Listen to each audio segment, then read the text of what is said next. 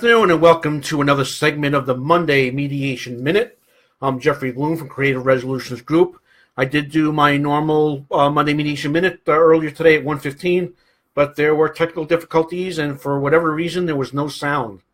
So I believe I repaired that and it's working right now. I tested it, and I guess one of the downfalls of Facebook, you don't know if the sound or anything's working until afterwards and you review the recording. So today's session, we're up to the A in mediation, and we're talking about assets.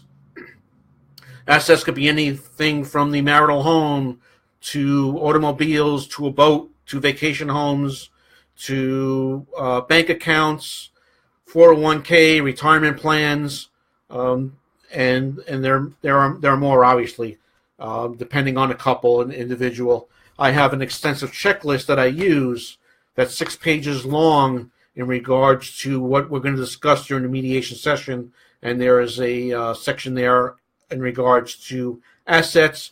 If you want a copy of that list, please feel free to shoot me an email or a message on Facebook or a private message with your email, and I will get that right over to you via email.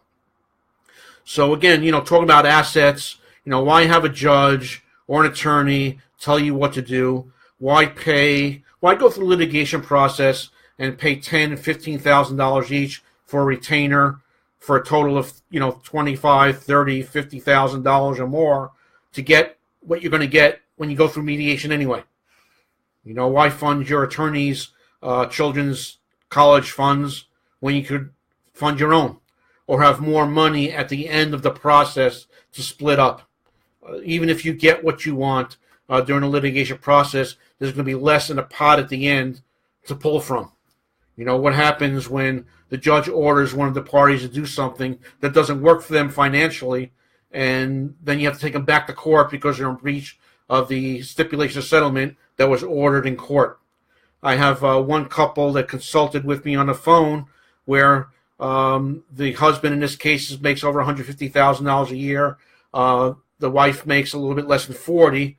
She retained an attorney. She doesn't want to go through the mediation process because her attorney told her that because her husband is the moneyed spouse, he's going to pay for her legal expenses as well as his.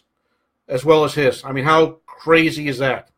So at the end of the day, the husband will spend, $50,000 to $75,000 or more total in legal fees because he's paying for hers as well.